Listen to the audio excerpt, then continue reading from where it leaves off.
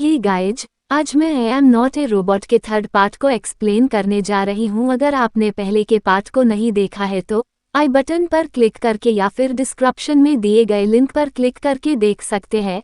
आगे देखते हैं कि वो उत्तर देता है, हाँ, मैंने उस रोबोट को एक विशेष व्यक्ति का चेहरा दिया है। मिन क्यू पूछता है कि क्या मैं उस व्यक्ति से बात कर सकता हूँ। वह नहीं कहता है और यह कहकर वो कॉल काट देता है। लेकिन मिन क्यू को संदेह होता है, इसलिए वह जिया का पीछा करता है और उस स्थान पर पहुंच जाता है जहां वह नौकरी करती है और अपनी दादी के साथ रहती है। उसकी दादी एक होटल चलाती हैं।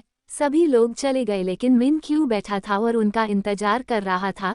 जिया तंग आकर कहती है, हाँ, मेरा चेहरा आज ही 3 को दिया गया था और बदले में मुझे बहुत बड़ी रकम दी गई थी। ये सब बताकर वह उसे जाने के लिए कहती है, लेकिन मिन क्यू उसके साथ रहना चाहता है और कुछ ही दिनों में उसकी दादी से दोस्ती हो जाती है और वह जिया के साथ वे सभी पल बिताता है जो उसने सोचा था कि उसने रोबोट अजी 3 के साथ बिताए हैं। एक दिन वह वापस आता है और जिया को होटल में नहीं पाता है। वह अपनी दादी का घर छोड़ चुकी है। अब वह उसे पागलों की तरह ढूंढता है, लेकिन फिर उसे समुद्र के किनारे पाता है। उसे जिया के गले में लॉकेट दिखाई देता है। उसने अजी 3 रोबोट दिया। जिया इसे छिपाने की कोशिश करती है, लेकिन मिन क्यू ने इसे देख लिया है। उसकी हालत ठीक नहीं थी और वह समझ गया कि उसके साथ धोखा हुआ है। उसकी एलर्जी का स्तर लाल रंग तक पहुंच गया है और ऐसा उसके साथ पहले कभी नहीं हुआ था। वह नीचे गिर गया और उसके बचने की कुछ संभावनाएं थीं।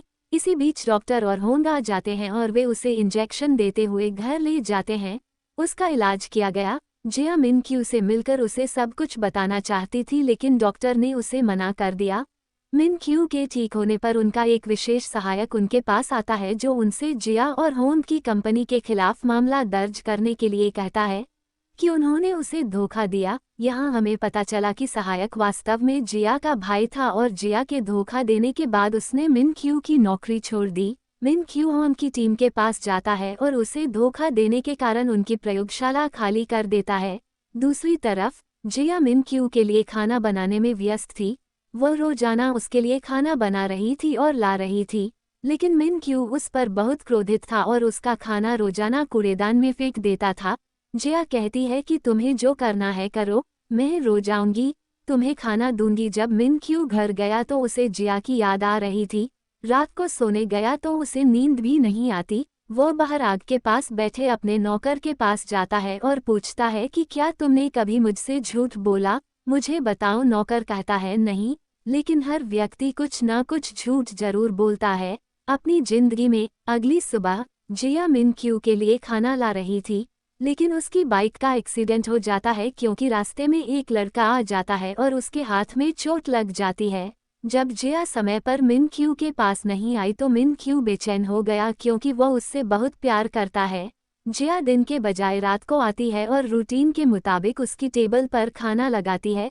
वह जा रही थी लेकिन तभी मिन क्यू आता है और कहता है कि तुम झूठ बोलते हुए और मुझे धोखा देते हुए बहुत खुश लग रहे हो। जिया कहती है, मेरी बात सुनो, मैं तुम्हें बहुत सी बातें बताना चाहती हूँ। लेकिन मिन क्यू कुछ भी सुनने के मूड में नहीं था और जोर से गिलास तोड़ देता है। गिलास जिया के हाथ पर लगता है और उसके हाथ से खून बहने लगता है। फिर भी वह मिन क्यू से माफी मांगती है और चली जाती है।